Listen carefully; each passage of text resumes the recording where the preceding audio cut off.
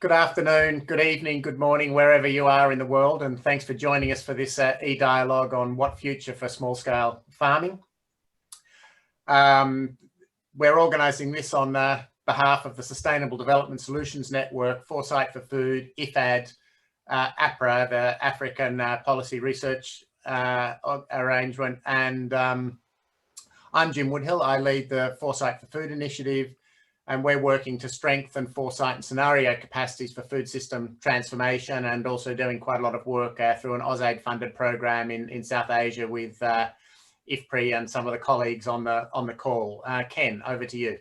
Sure. Hi and welcome. I'm Ken Giller. I'm co-chair of the SDSN network on sustainable agriculture and food systems, and also one of your hosts today.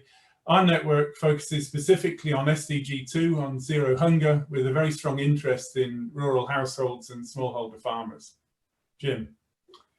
Great. So just a little bit of background to this eDialogue series before I hand over to Ken to moderate this morning or this afternoon session. We started back in July with an opening session, and then this was followed up in August with a discussion of more local perspectives, and you can find online a whole bunch of vlogs from some of the local people we were engaging with. Today we're unpacking, and tomorrow we're unpacking some of the challenges faced by small-scale farmers in different regions, with sessions in East Asia, South Asia, Latin America and Africa, and with a synthesis session midday tomorrow European time. In November we'll have another one on pathways, and we'll wrap up with a one pulling it all together at the end of November. Apologies that we've had to reschedule a little bit to unavoidable circumstances around COVID and other issues, but we're really pleased to have everybody online, and really pleased with the inputs we've had from the sessions today, including a really interesting discussion just already today on East Asia. We're holding this dialogue against a background of the whole thinking around food systems transformation, and we're really wanting to explore this wider sense of what's happening with food systems. What does it mean for the constraints and opportunities for small-scale farmers? I mean, we know that small-scale agriculture is really critical to the livelihoods of many rural households and to feeding the world and tackling malnutrition. But we also know that smallholders are an incredibly diverse group. And so what we're trying to do is to unpack a little bit more this diversity and the changes in household incomes and household circumstances, and what that perhaps means for different sorts of strategies that we might want to follow in optimizing the value of small-scale agriculture and helping to tackle the issues of those who still are being left behind in rural areas.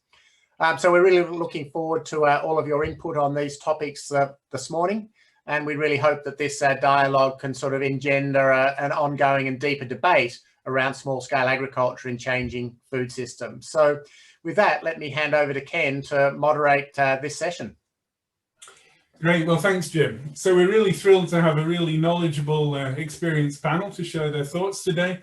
So just to say, it's going to be an informal discussion between the panelists, focused around the 5 questions that we provided.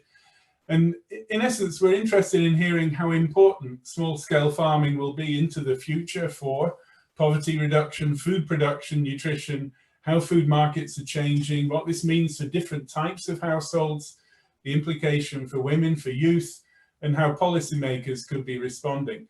We're going to start with each speaker having 2 to 3 minutes to give an opening perspective, and then we'll move into a more general discussion.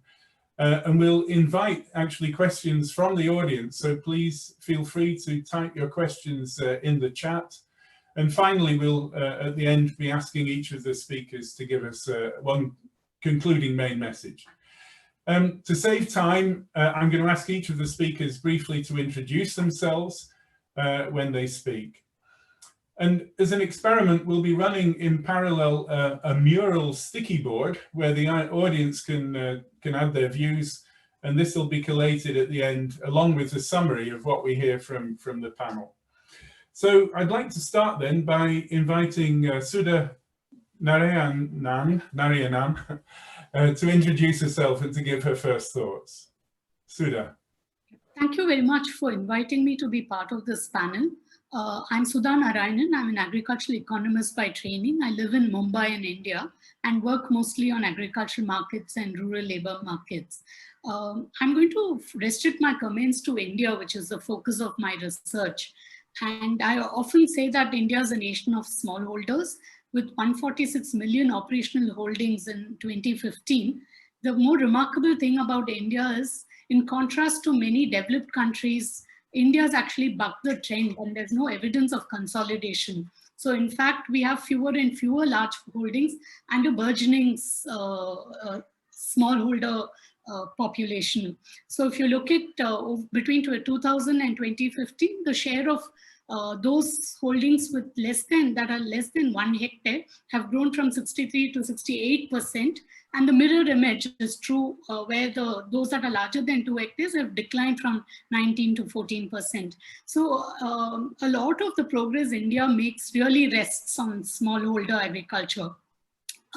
That said, I want to also emphasize that this bucking the trend is both a function of the regulatory and legislative environment, because India has a plethora of legislations on land ceiling, how much land a household can own.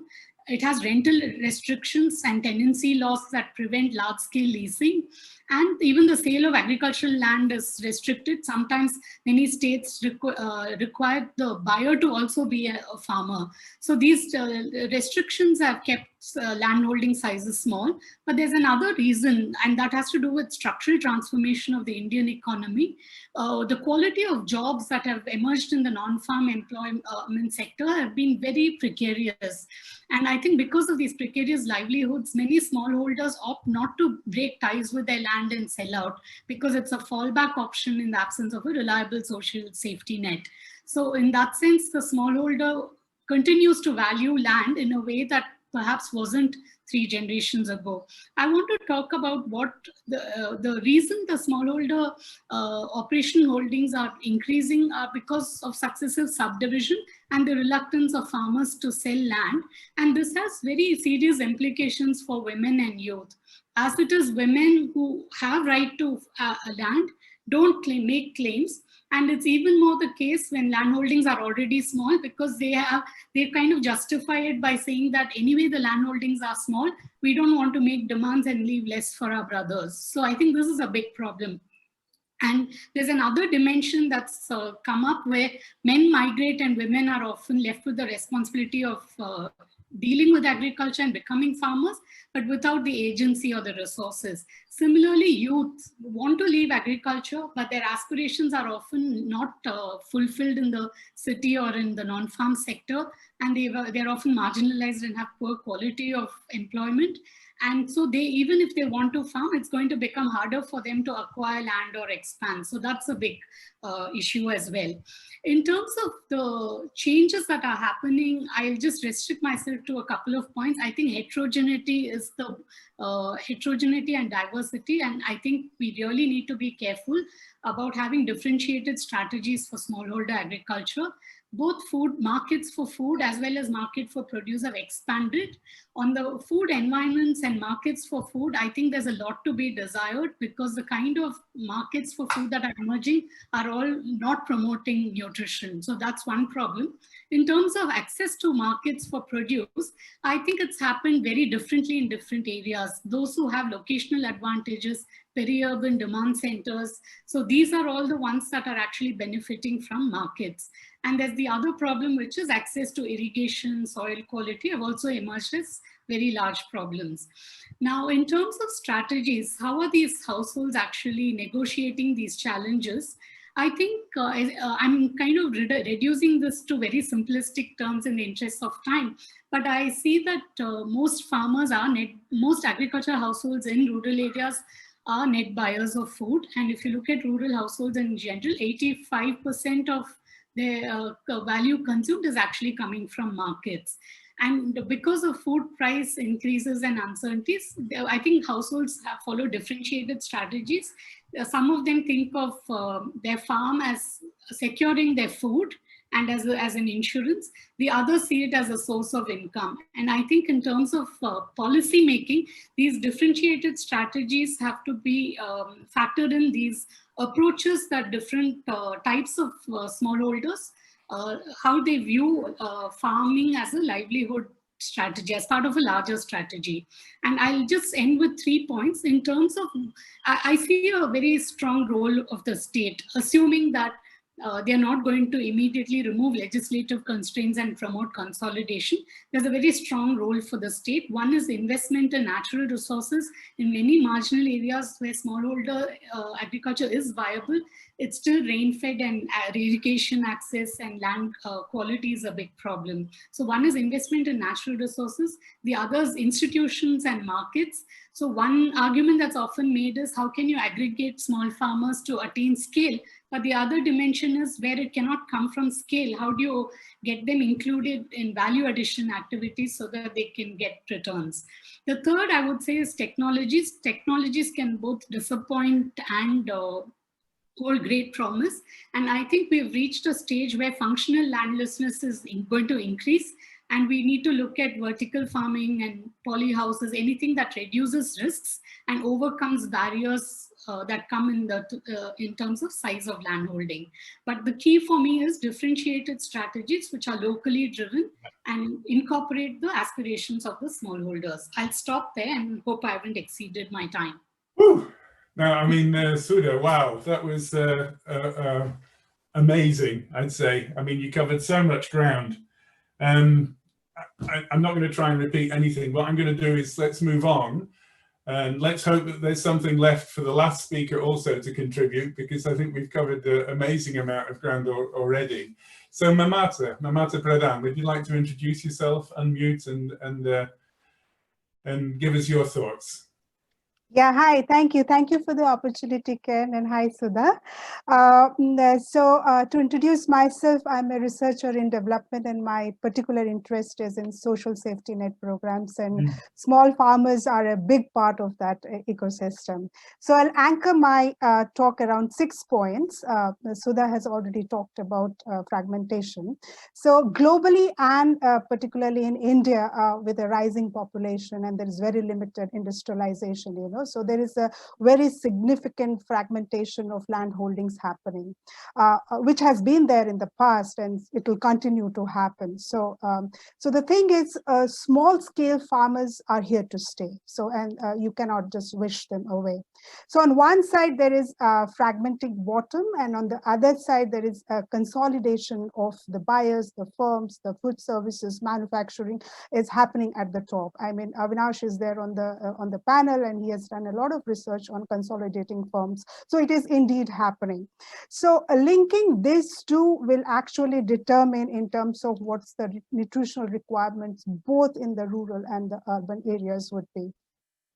So the second is, when you really look at the small scale farmers from the perspective of nutrition, I mean, research shows that they tend to diversify, right, into fruits, vegetables, even to livestock and dairy, which is in line with their endowment, because they are labor rich and these crops are labor intensive.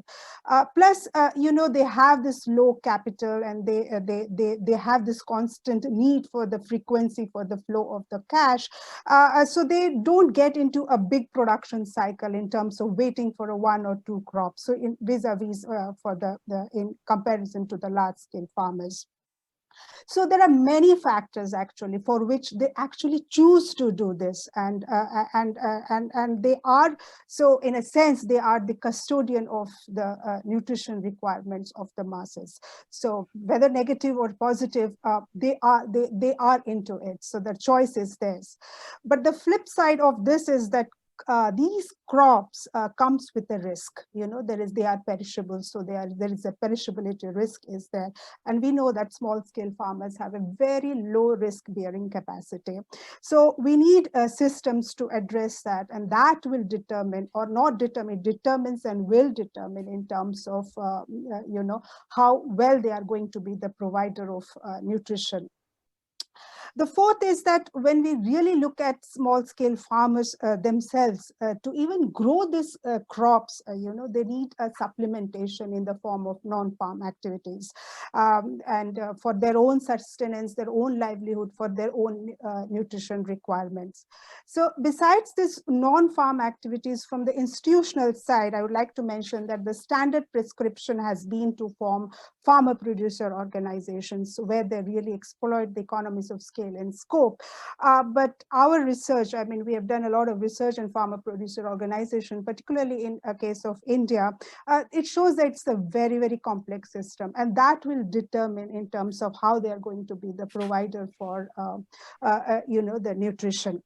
The sixth point, and that's very close to my heart, and that is something related to even my thesis, is, and it's very important from the point of view of the small-scale farmers and the nutritional requirement, is the need for a robust social protection programs. And India has the largest social protection programs and the quintessential one is the public distribution system.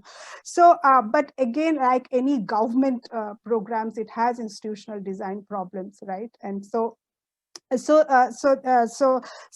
small scale farmers are the ones who really bear this the issues of differential access, and that's where unless there is a structural change at the core, so the nutritional aspect of these small scale farmers and nutrition at large will be an issue. Thank you. Okay, well, great, thanks, and very complimentary as well. So next on our list is Mekhala Krishnamurthy. So Mekhala, would you like to add your thoughts? Great, thank you so much. It's a wonderful pleasure to be here and also to be amongst so many whose work I read and value so much, and whose insights mean so much to all of our collective work. So thank you very much for this opportunity. My name is Mekhala Krishnamurthy. I'm an anthropologist and an ethnographer, primarily of the contemporary Indian state, public systems, and of markets. Particularly looking at markets over the last decade. I've spent a lot of time studying India's agricultural markets across multiple states. I will therefore speak largely on our transforming markets and food systems, again, from the Indian perspective, but hopefully some of this will resonate, regionally and perhaps beyond as well. So I think Sudha and Mamta already laid a very rich and complex picture. And I think what we know about food and agricultural markets the world over is their abiding diversity, complexity, and dynamism. And these are features that certainly characterize India's markets. And within that, when you look at small and marginal farmers and smallholding farmers, what you see is they have very, very poor terms of engagement. I think we often talk about it in terms of access to markets, farmers' access to markets. And of course, food security remains vital in this story, right, in terms of what farmers grow for themselves. But when it comes to actually participation in the market, I think it's not so much about whether farmers access markets, but on the terms at which markets access farmers. And those terms of engagement have typically been incredibly unfavorable to smallholders, both in terms of inputs and outputs. The journalist Harish Samudran once quoted a very large American farmer who said, "Farmers always buy in retail and sell in wholesale." And it's an important sort of point, because I've heard this at all levels of farmers express this fundamental problem of having this dynamic, but also, particularly for small farmers, both in terms of accessing, whether it's subsidies, whether it's inputs, accessing income support, particularly for tenant farmers and sharecroppers, exceptionally difficult. And we see this, their exclusion is persistent.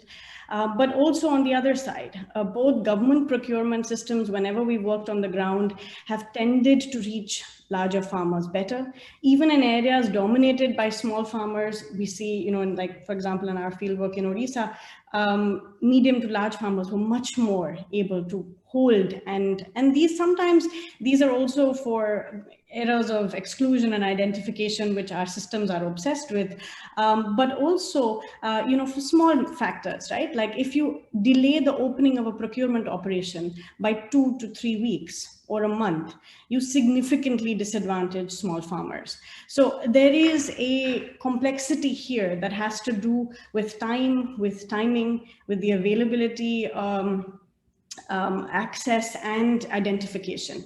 And I think all of these provide a lot of complexity here.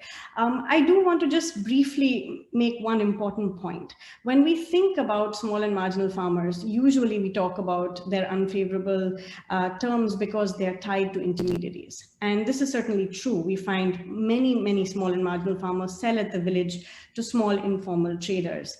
But intermediation, particularly in the context of complex markets like India, intermediation has evolved and is rather well adapted to our conditions of production and consumption.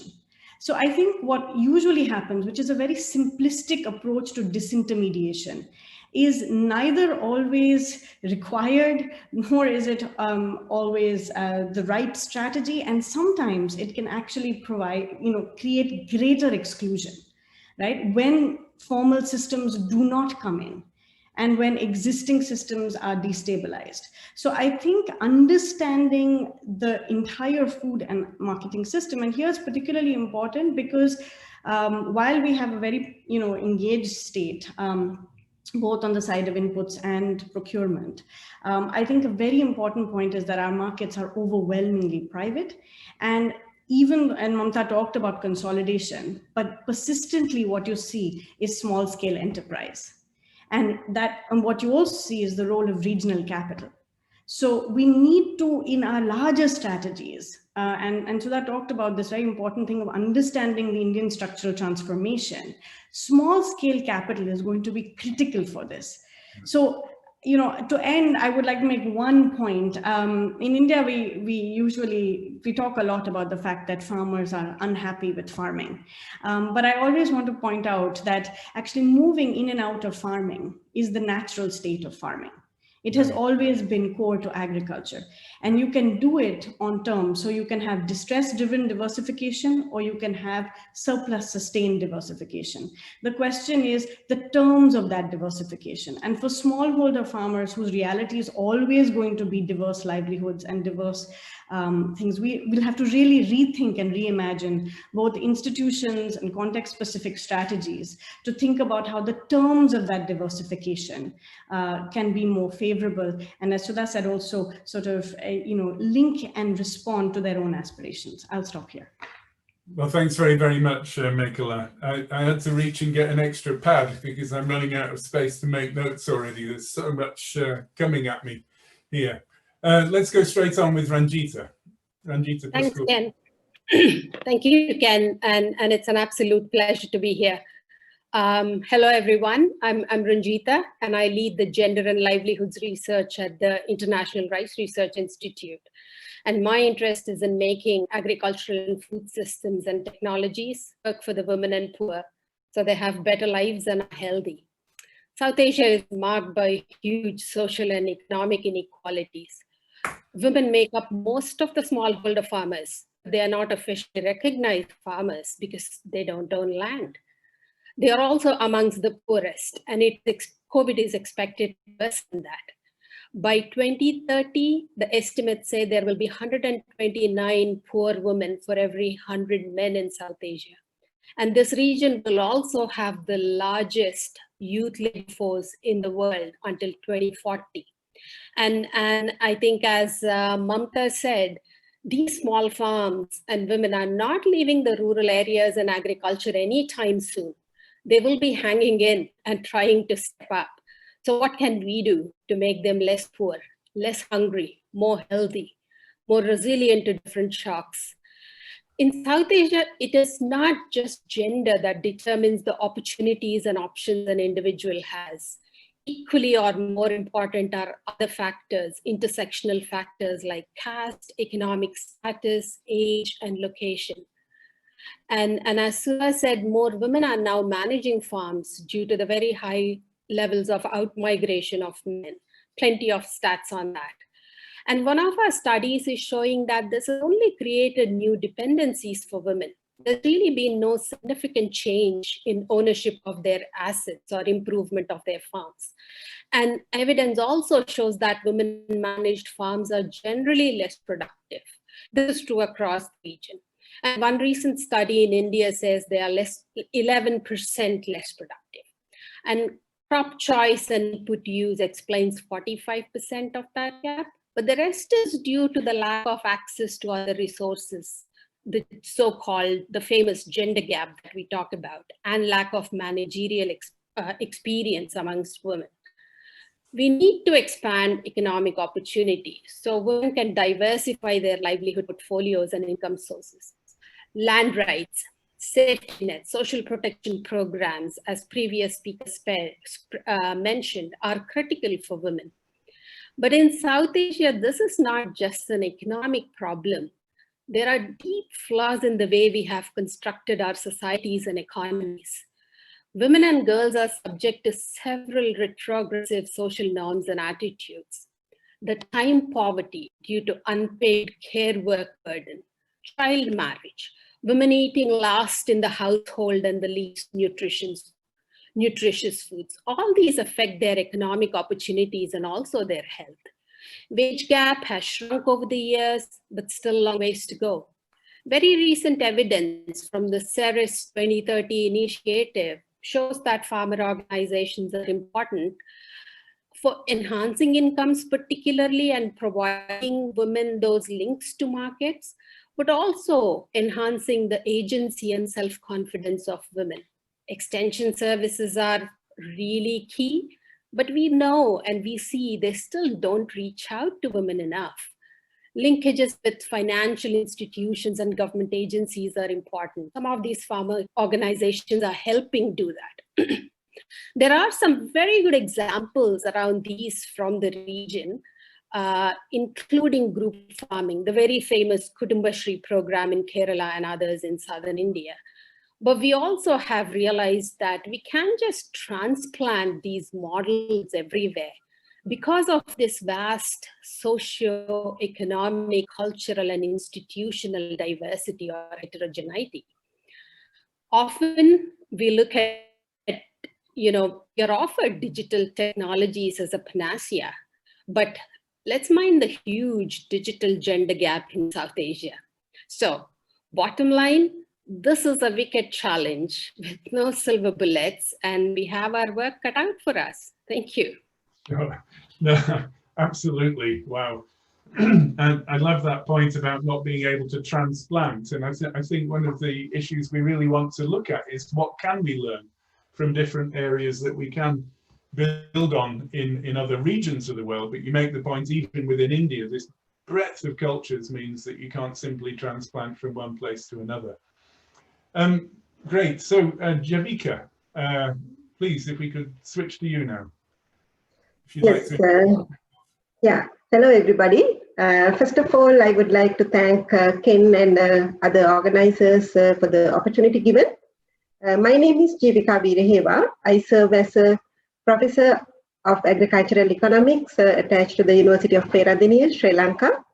And I have been involved in addressing various issues, particularly agricultural policy issues related to small farmers in Sri Lanka, who govern over 80% of agricultural lands in the country. And I would like to use the time allocated to me to raise few questions related to a very special category of smallholders known as home gardeners. Home gardeners are the farmers who cultivate small pieces of lands surrounding their homestead. So these lands are below a quarter of an acre, according to the definition adopted by the government of Sri Lanka. And home gardening is predominant in humid tropics. And some countries, the term kitchen gardens is being used. In some, it is backyard gardens. So one of the characteristic feature is that these farmers mostly work part-time, And since the land size is very small, they hardly enjoy any economies of scale. So this is a situation where the farmers are not in the mainstream, like it is highly unlikely that these farmers are connected to global value chains. However, home gardens provide multiple benefits to those who govern them. And provision of diverse vegetables and fruits which are rich in micronutrients and also full of functional properties and also are safe to eat to the household and also to the neighbors can be cited as the biggest benefit of these farm units. And also some home gardens are full of cash crops like spices, and they help in home gardeners to earn an extra income. The most important benefit of the home gardens to the society is the ecosystem services that they provide. And home gardens generally are very rich in biodiversity.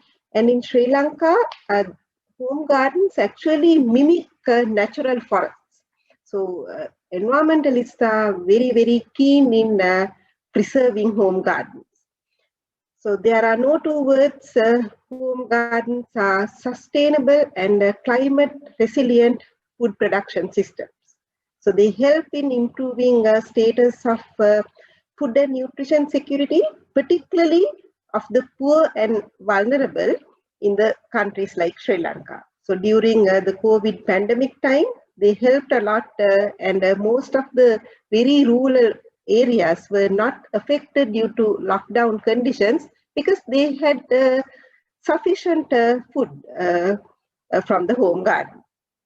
The issue is that what is the role of the government? If you look at this issue from a public policy perspective, of course, you see different sides. So my question is that should government provide incentives to promote commercial food production in home gardens using taxpayer money? Right now, this is happening in some countries, including Sri Lanka. So when home gardens become commercial food production units, what will happen to the ecosystem services they provide? Will there be a trade-off between food production and provision of various ecosystem services? And wouldn't it have any adverse effect on full-time farmers, either directly or indirectly?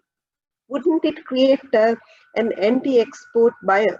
So these are some challenging questions, like are we to promote modernization of agriculture? Are we to make agriculture sector more competitive? Can that be done using home gardens? So these are the questions that I would like to pose to the audience. Thank you. Sorry, really interesting comments, I think, and this idea, if you like, of the buffering, of the resilience of these home gardens, kitchen gardens during the pandemic, I think, a very important point. Yes. Aditi Mukherjee, over to you for some thoughts. Thanks, Ken, and thanks, Jim. Thanks for inviting, and thanks for also having such a gender-balanced panel. Because I know Ranjita and I, we often rage on Twitter about how often all the panels are actually men-heads. So thanks a lot for making sure. So about myself, I'm a human geographer, and I work with the International Water Management Institute, where I'm leading a research group on climate change and adaptation in water. And I also work on water, energy, food nexus, and political ecology of groundwater, etc. And today, I think, today I'll talk about water and climate change, mostly in the context of smallholder farmers. And I want to take off from where Sudha kind of ended about the need for natural resources management and irrigation, etc. And I think so many of you have already touched upon so many of those relevant points. So there are 3 or 4 things that I want to talk about. First is, currently, we all know the challenges of smallholder agriculture, and what makes the challenge even more complex is that South Asia is the most water insecure part in the world right now. And not all of it is because of climate change, but mostly because of poor policies and governance. So we already have very high levels of water insecurity at all levels. And this is just going to be, compounded. We just finished an exercise where we kind of looked at the future water security, and South Asia comes at the top in terms of regions, in terms of water insecurity, going to 2050 or 2100. So that's something we have to keep in mind. Farmers are already water insecure, and climate change is going to make it worse. The second part has been the absolutely critical role that irrigation had in sustaining these small farms. There is no way these kind of, stamp size holdings would survive in any other part of the world unless there was this life-saving irrigation that has helped farmers grow 2 to 3 crops in a year in areas where there is a presence of irrigation. So irrigation really had that effect of, multiplying your, basically making your small half a hectare land actually 1.5 hectare. So that intensification effect of irrigation has been absolutely critical, especially for small farmers. I mean, the work that we have done shows that based on the minor irrigation censuses, actually larger share, proportionately small and marginal farmers own a larger share of wells and tube wells. Again, groundwater has played a very important role. So that's the thing. Again, climate change is going to make it quite difficult. Just a recent paper by Ram Fishman and others, it shows that if the groundwater overexploitation continues the way it would, and climate change shows that our recharge would be affected because of the changes in rainfall pattern, etc., and we can almost expect groundwater to be just as precarious as it is now, which means that going down to 2030 and beyond, we might actually reduce our cropping intensity by 20 to 30%. And the ones that crop most intensively are again the smallholder farmers. So that's kind of something we have to be very aware of what climate change would do to water access. Then the fourth point, something that we have been doing, and I was really I completely agree with Mamta's and Sudha's point about structural transformation. So we are doing a meta review of adaptation intervention. It's a global thing. It's quite similar to the Ceres 2030. We have over 2,000 papers, and we have been looking at it with a systematic review methodology, and that's contributed to the IPCC report that I'm working on the water chapter. And what we found was that almost 80% of all adaptation is around water. And when I say around water, it means either the hazard is water, the hazard is either drought or floods or water rainfall variability, or the solution is water, irrigation, soil moisture conservation, etc., etc. And if you look in South Asia, majority of the studies are also, I think in our over 1,800 articles database, almost 100 articles are from India and South Asia. And I have worked in Bangladesh and Nepal and Sri Lanka. So it's kind of, the regional perspective. So what's it showing is that there are actually top 4 in terms of number of studies, at least there are top 4 adaptation options that farmers implement.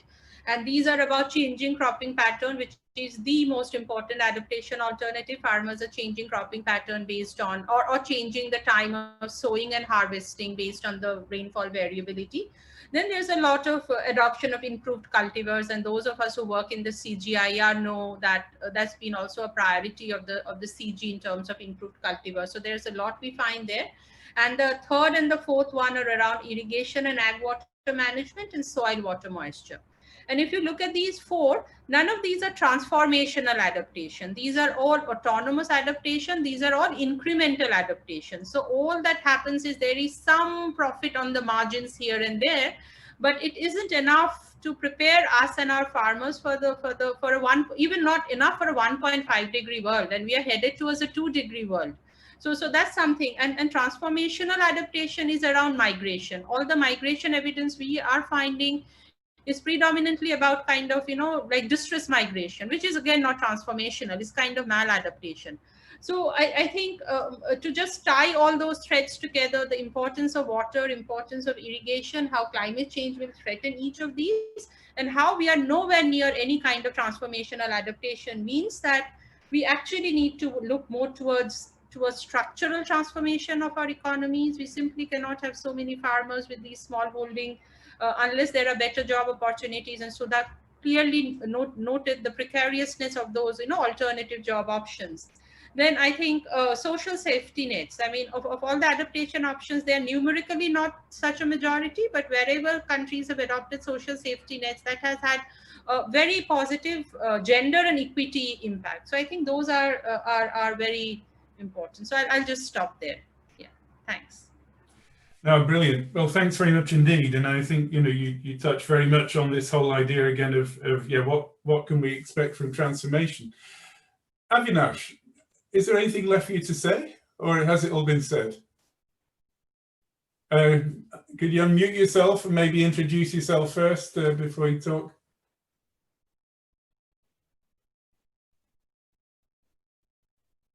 No, I think most of the points have been made. I will just add one more point. Introduce yourself first, Avinash, maybe.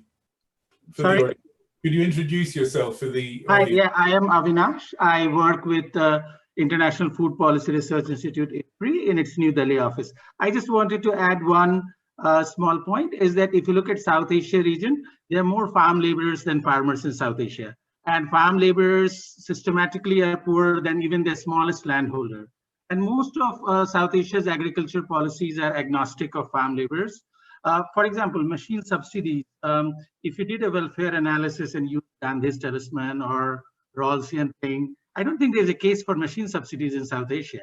Mechanization can happen on its own for various reasons, but heavily subsidizing machines puts favors farmers at the cost of farm laborers, women and men. So I think we need to think about farm laborers too, given that manufacturing-led absorption of low-skilled laborers hasn't happened outside of Bangladesh and rest of South Asia.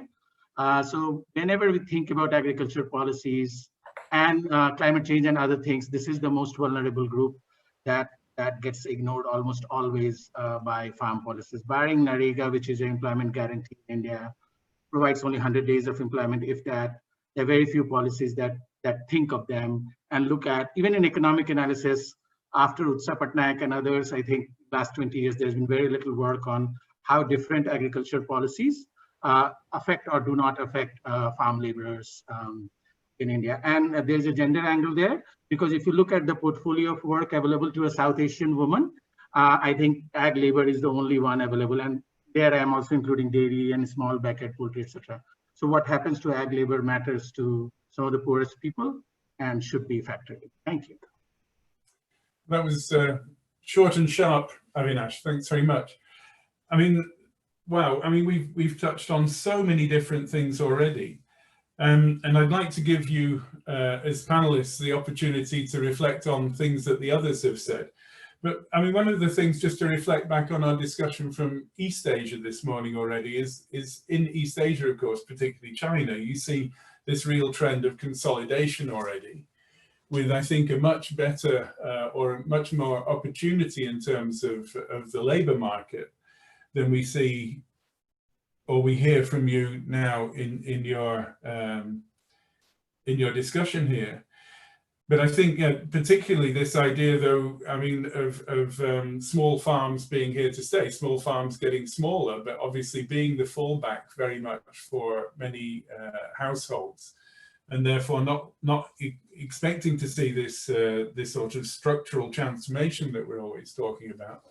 And I think putting on top of that this idea of rural labor actually being employed in the agricultural sector, I mean, I think it points back to me, it's like, how could a government ever put together a set of policies to address all of these things at the same time?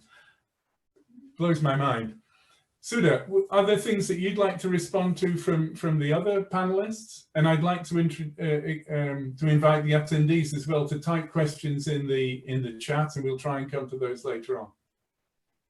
I think there's remarkable agreement across amongst all of us on the kind of issues that drive and keep smallholders small.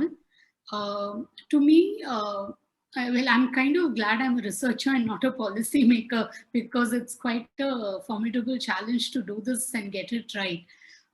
My sense is the policymakers need to carefully consider whether they see agriculture as a way in which they can can sort of enhance prosperity of rural sectors. So I think we work with the premise that farmers are too small. They are they're not making enough, and we need to move them out of the sector. And whereas for reasons that Avinash brought up, and I think a couple of others, I think we need to revise our way of thinking about it. And I think Mekla said reimagine and redesign.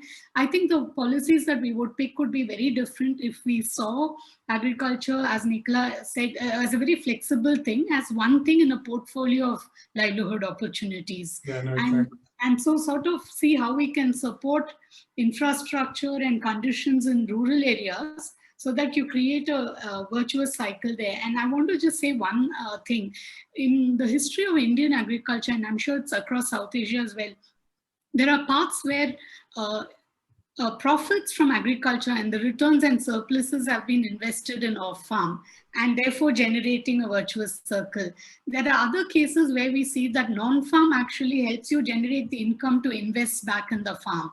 But these non-farm and farm cannot happen in vastly different locations. So we need to think of very decentralized approaches to planning so that you sort of focus on region as a unit of analysis rather than, Sure. I mean, there are benefits to long duration and long distance migration and moving produce. But there are virtues, and I think we've missed opportunities by not treating a smaller region as a unit of policy making. That's really great. I mean, you just stole my question actually, which is really what's driving what, and is it the on-farm generation which is driving the opportunities off-farm, or vice versa? And I think you provide the answer in that it's both. And I think across different timescales as well, probably, because of course it's the investment in education which drives opportunities to maybe step up, but sometimes it's the employment in the city which allows the investment back on the farm to intensify. Mekla, I mean, do you have something to add on that? I mean, Sudha was referring back to your points particularly. Yeah, no, I think it's beautifully put. And I think this kind of region-specific engagement is vital. And I think it also means we need to really think, and Sudha's also already talked, and a number have talked about the importance of the state. And there's a reason we are not actually, there was a time, I think particularly in the 60s and 70s, where there was this idea around regional growth and regional development and thinking about what these public institutions could look like. And I think going back and investing and reinvesting in some of those initial ideas, we may have got it wrong. In India, we love to talk about vested interests, and that's why we don't like the local and we don't like it's all true. I mean, where will you not have interests in a field like agriculture? I mean, it's producers and consumers and traders and labor, and there will be interests, right? But I think that has for too long provided us the grounds to say that there are technocratic solutions or there are fixes that can get away from these complex political economies.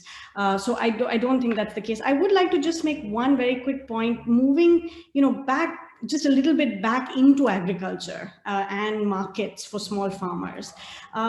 We know now that production, marketing, exchange, processing, distribution, and consumption are linked in very complex ways. And they're also linked in commodity-specific ways. And a number of people have talked about, the current focus on producer companies as a very vital room. And Mamta's also talked about the problems with that. We're not, how difficult it is to actually build those. And I think there we really have to think about farmer organizations before we think about producer companies, because there's a whole range of things that farmers need to advocate.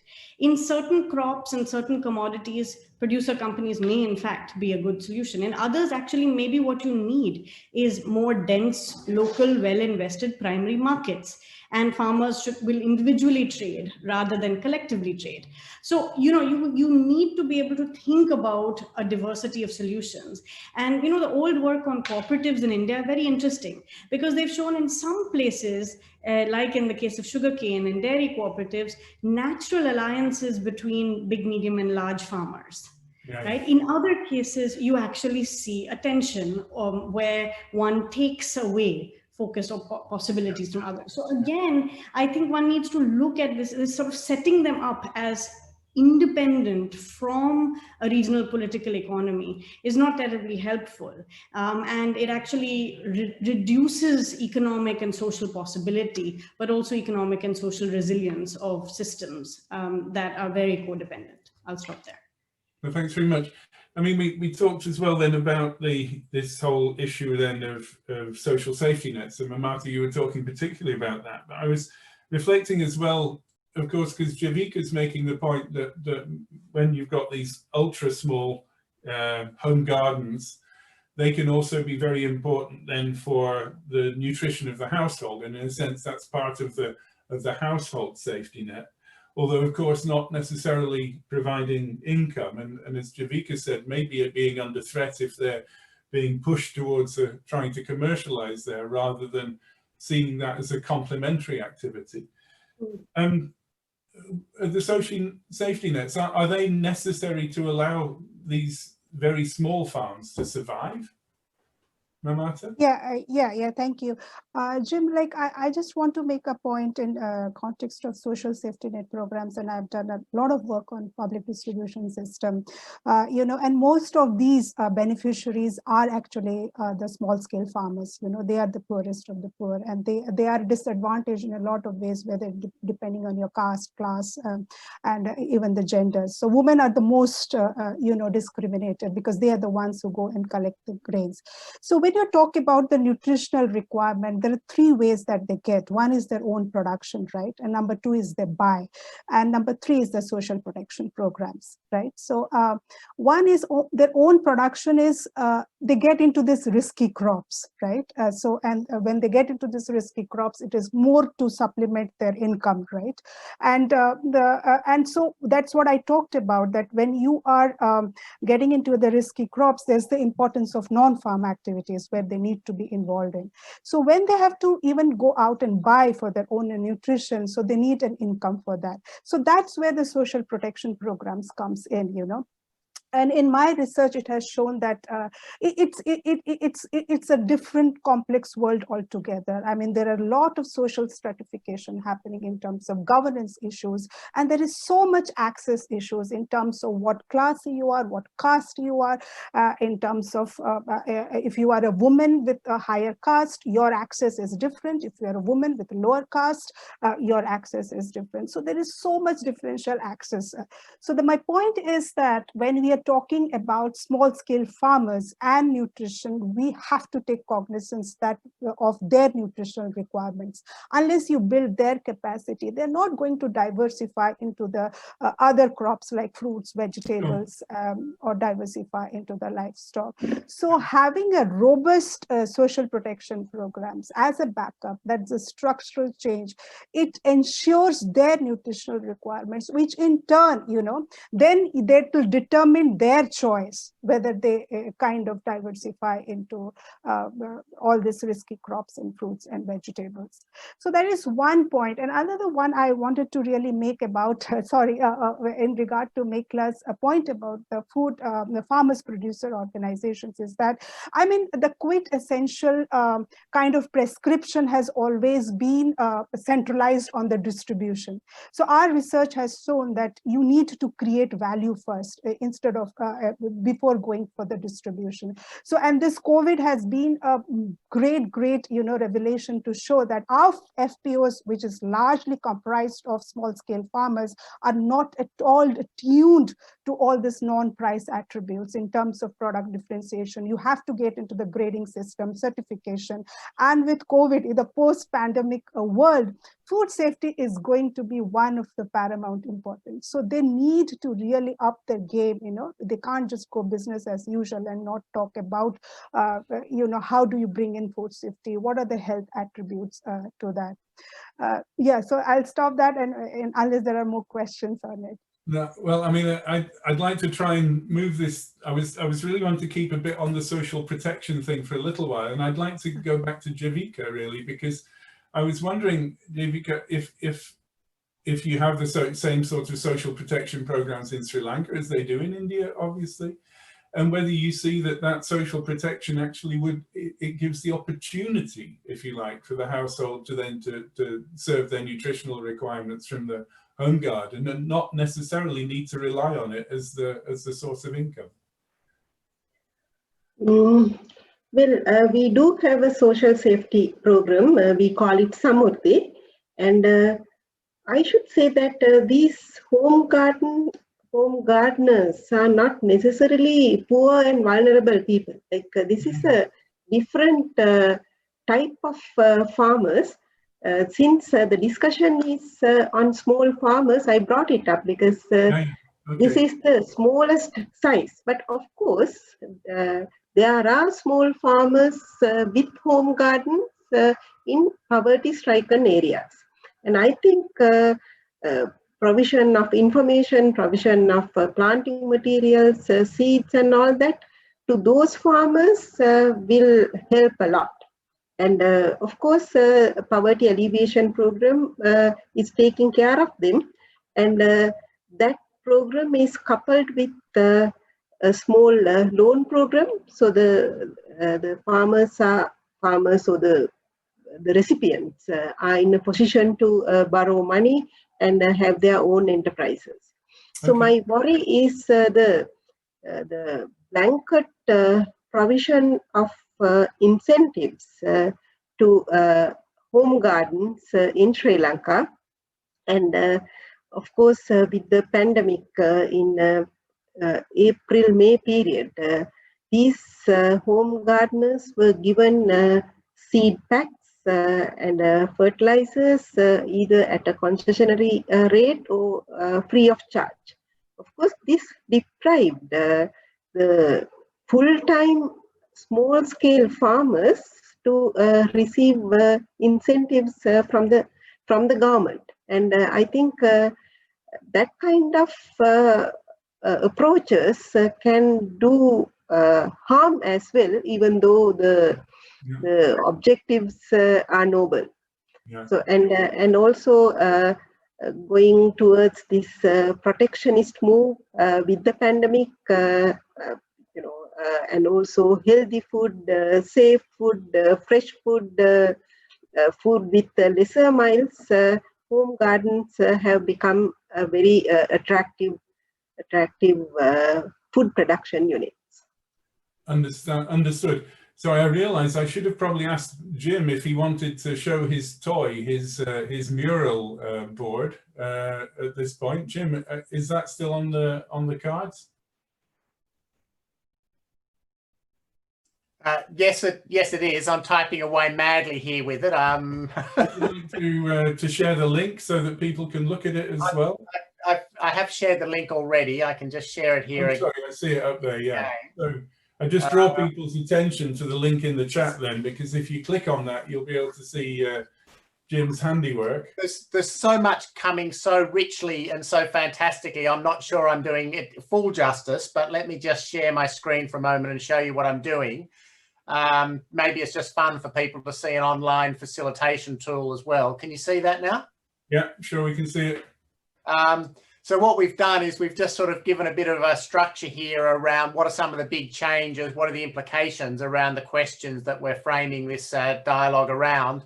And as people have been talking, I've just been typing in these stickets, and you can just sort of double click in a spot and type in your thoughts. So if anybody would like to add anything into this, please feel free to do so. And we'll sort of summarize this discussion a little around in this table, obviously needing to do some tidying up, but everybody can actually link into this and everybody can add in their own thoughts and ideas. So just to share with you an online facilitation tool that we're using in the background here, and encourage anybody that's in the audience to add anything into this table that they might like to do so. It's shared in the chat box. Great, thanks. I want to go back to the point we were thinking about. I just wanted to check out with Avinash if he's still with us. Yeah, Avinash, about your point about the landless and the being the very important source of labour in farming, and whether or not the the social protection mechanisms really work for them as well. I mean, are these people with sufficient address or registration, recognition in society that they can qualify for the social safety net programs?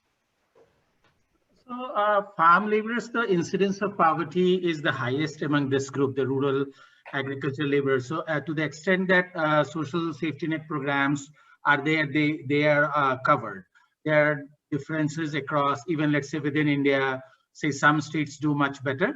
Say, for example, Odisha, Chhattisgarh, Tamil Nadu, they do much better than, let's say, my own home state, Bihar, where these safety net programs, it depends on a point that Mekhla was raising earlier, is it comes back to and Sudha also talked about the state's important role in two ways. One is the kind of policies it suggests, and second is the capacity it has to implement its own will.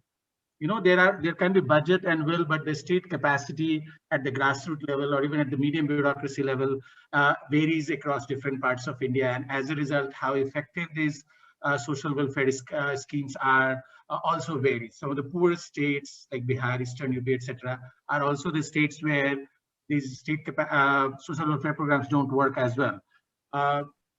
Against that, we also have some examples of other poor states that have somehow managed to do better. Odisha would be one example, Chhattisgarh would be one, and this is not only for agriculture, but health, nutrition, etc. too. One thing I want to add that the social safety net programs are absolutely important, especially as the precariousness of the livelihood means whether ag or non-ag increases as economy change. But it cannot be the substitutes for policies that raise their incomes or provide them more secure or more decent jobs. Safety nets, given budget constraints, etc., are not like universal basic income. They cover a very small part of their total and rising needs. Plus the failures in other sectors like not having a good public health system, public education system, etc. All of that puts pressure on the poor.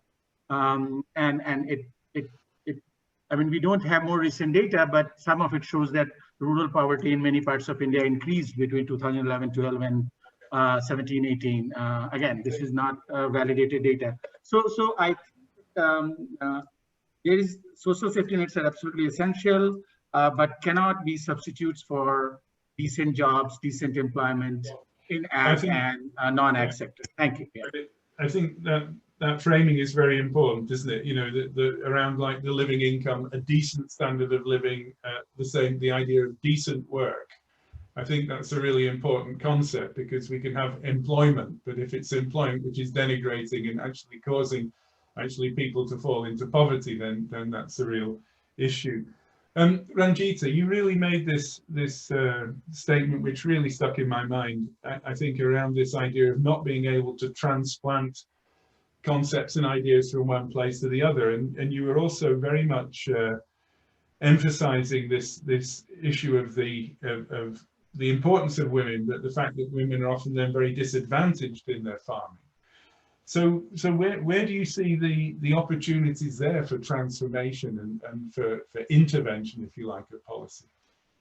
Yeah, thanks, thanks, Ken. But before that, I'd just like to sort of build on what Avinash said. Completely agree about, you know, the social safety nets and protection programs not being a substitute for enhancing their incomes. And that whole dilemma of mechanization as well. Yeah. Even if, you know, we talked about consolidation as well, and then even if it is a very small farm, women tend to prefer to work on their farms because they become very vulnerable. They actually tend to lose out if they have to compete for employment on large-scale mechanized farms. And even if they get employed, the wages are low, the working conditions are bad. There is significant incidence of labor exploitation of these women. So protection is an issue there. And on mechanization, that's really a huge dilemma. If you look at the case of rice farming, you know, there are some shocking statistics there. The amount of time women spend in a bent position, transplanting and weeding in chemical-filled water you know, the number of hours they do that in a particular season, and the health impacts on those, then you are tremendous. And then you start wondering, had to monetize those health costs. Is it really worth the money they are making? You know, the small return. So something really to think about. And then in terms of, you know, again, talking about solutions, there's a lot, you know, South Asia, India, Bangladesh particularly, a lot of focus on the collectives. There is no doubt collectives, the farmer organizations, cooperatives are probably the way to go for these smallholder farmers and women. But then if you, and Mamta has said enough about it, and I don't want to go into more details, but if you look at what's happening in India, unfortunately, it's become a number game. You know, a large majority of the existing organizations are dysfunctional. But then we are talking about establishing another 10,000 FPOs in the next, you know, 3 years, 5 years, without any consideration for whether they are viable or not, whether they actually enhance incomes or capacities of these women or not. So again, context specific, locally driven solutions, but building on experiences and good practices and principles and elsewhere, I guess is what we need to do. Didn't have time to say much about youth because again, very different issues, very different dynamics there. We usually tend to lump it with gender, but very different opportunities, very different challenges. So maybe we need a conversation on that. I think we need another hour and a half, actually. There's no question. Aditi, I mean, you raised something which struck in my mind, and that's the diminishing water levels and this extra vulnerability that we're facing in future.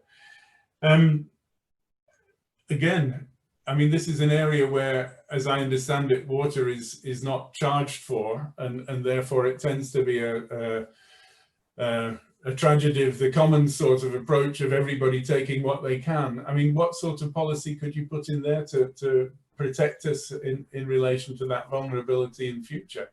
Because obviously it's key very much for the types of labor-intensive crops we think of being useful for smallholders in terms of the vegetables and the like. No, that's a very good question.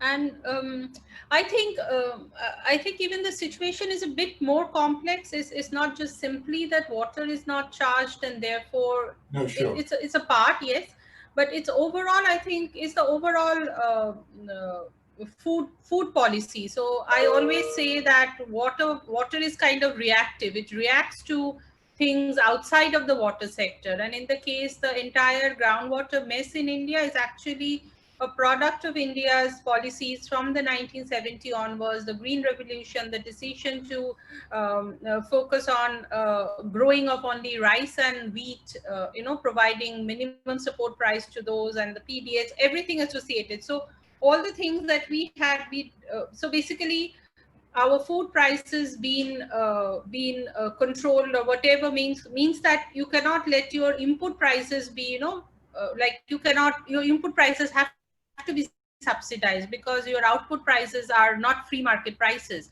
And that's kind of the reason why you have free electricity kind of a system. So the solution is simply not to charge farmers for electricity, because they wouldn't simply pay unless they also get a good price for their outputs. So it just has to be a bit more nuanced, and I think requires systemic changes in water, energy, and food. I mean, all the three sectors have to kind of change simultaneously. But I think even in this discussion, what I find adequately understood, and I find that all over South Asia, and perhaps I was also a part of the same thing till I got involved with IPCC, just the immense impact that climate change is already having on our food systems. Already, I think it's not adequately recognized. And so I'll just leave it that. I don't know if I answered your question very well. No, I mean, I'm faced with 5 minutes to go and too many people to be able to speak, I think. I think what I take away from this, guys, for us all, and there are questions in the chat, and maybe if some of you'd like to maybe answer some of those questions. I see Sudha put in an answer already to Rule from the Philippines. We talk about needing this food systems approach, but it strikes me that we can't see the food system actually in isolation from the broader economy, because everything to do with food is so integrated into all of those aspects of the economy. And I think sometimes by locking ourselves into the food system approach, we're actually missing some of the trick when it comes to the big picture, which is that it's, you know, food is just such a central part of our lives that we can't really differentiate that from all of the rest. But then, of course, when we think about interventions, it all becomes a bit mind-blowing. I'm going to give each of you one sentence, I think it's going to have to be, to round up with an eye on the time. So I'm going to go down my list again, and apologies to you for having to keep this now really short. So Sudha, you have one sentence for us, one parting thought, very short. It's going to be one very long sentence. So I think natural resource constraints should be a priority, soil and water. And I believe that the government is best placed to look for linkages between different things. An example being using the employment guarantee scheme to do water conservation, or to link home gardens as a source of to provide for midday meal programs and school feeding programs. So I think one is natural resources, the other is looking for linkages where these very complex systems can be leveraged and you create a virtuous circle. Very nice, looking for those linkages and leverage points. Mamata, you're next on my list. Yeah, hi. Just two points. One is that small-scale farmers are an integral part. So let's accept that it's not all gloom and doom. So how do you make them more inclusive? I feel is that number one, I've always felt you have to have the markets right in terms of you know, not just linkages to markets, but you also have to have the small-scale farmers market ready also. So which will need a lot of back-end kind of facilities in terms of storage, you know, gradation, certification, food safety, health, etc. So that's one important thing. So you have to create value before you kind of distribute value. Number two is what I always felt is that you kind of need to avoid that creating a kind of a shock in your system in terms of you have to have a very transparent system. For example, we have a farm bill which talks about, you know, trading anywhere, anytime, but at the same time, when the prices go high for certain commodities, you ban the export of it. So when there was a time for the small scale farmers to make a kill, you kind of bring in that policy risk. So they already are in a market risk, production risk, perishable risk, and then now you already have uncertainty on the policy risk. Yeah. Sure. So risk being important. There's also a really good comment by Mark Vicol in the chat I direct you to, where he's talking about needing to talk about real markets rather than these idealized notions of markets. Yes, Michaela. In recent days, I find when people ask me what my one sentence is, I can usually say I agree with Sudha. And I can say I agree with everyone on this panel. But let me very quickly, I mean, I was actually going to direct people's attention to that wonderful comment, because I think this is the big lesson, to pay attention to real markets. And interestingly, just to point out, given the gender composition was mentioned here, women have had a long tendency in the history of economics and political economy to study real markets. And so we all find ourselves in very good company, whether it's Barbara Harris-White, whether it's Jane Guy, or whether it's, you know, I can now think of many who have actually focused on this. So I will just put that out for everybody. But I do want to make one point. I think when we do not focus on real markets, we both undermine and overdetermine small farmers. And that is the problem. We undermine them by not giving them the support they require, and we overdetermine them by not giving them the flexibility to act and to actually, you know, realize those aspirations. So I think that is the core point. And I would like to end with one last point, that actually agricultural markets and food systems are all about a moral economy. And they've always been about a moral economy. And this is important because words like freshness and food safety are also contested terms. They mean different things for different people. Many kinds of value are left out when we talk about them and assume we are all talking about the same thing. People have talked about wastage, and it's extremely important. Waste is one of the most confusing things to understand and actually value and pick up. So I do feel that when we think about how we value it, we must do so keeping small farmers and regions in mind and think about value again and anew. I'll stop there. Thanks very much. I move straight on to Ranjita, your one sentence. Thanks, Ken. I think it's got to be 2 sentences.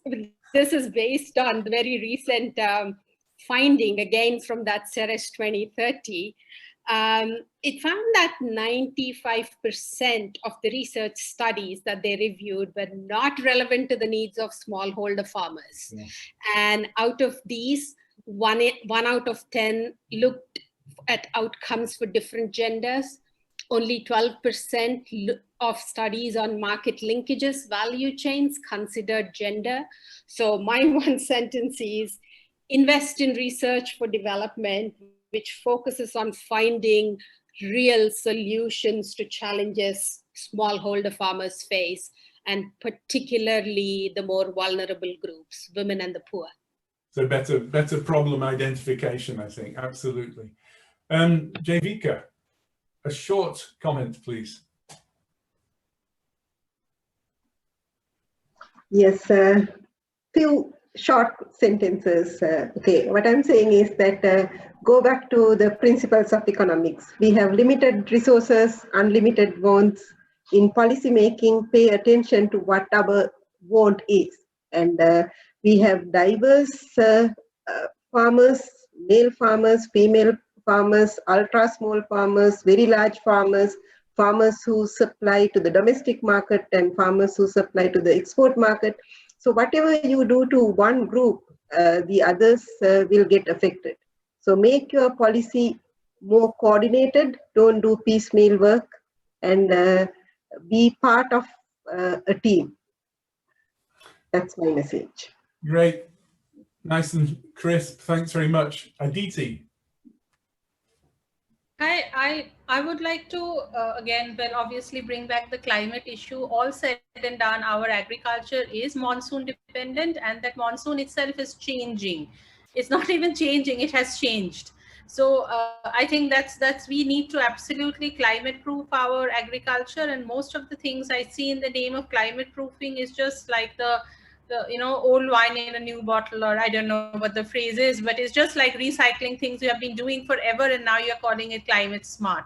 But that's absolutely real need to climate proof our agriculture, and their water will play a critical role, because there would be also so much more demand on water even for mitigation purposes.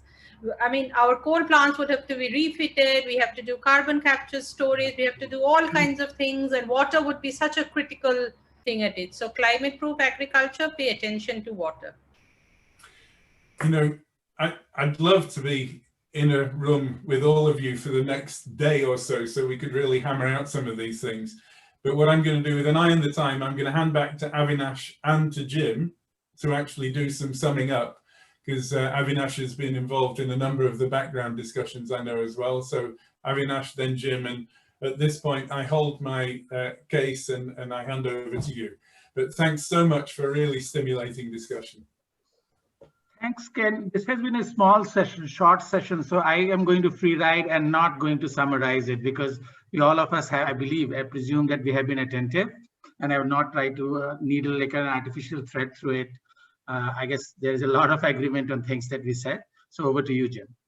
Okay, thanks, Avinash. I also feel a bit nervous about trying to summarize up such a rich discussion, but I guess just a few reflections that did sort of strike me from this really interesting hour and a bit. I think the first one is to recognize there are still some really significant vulnerabilities for people. So whether you're talking about women and their situation on large numbers, as Avinash mentioned, the the really significant number of landless that are still really in difficult situations, or I think, as Aditi has been pointing out, the consequences for everybody in terms of vulnerability around climate issues and water issues.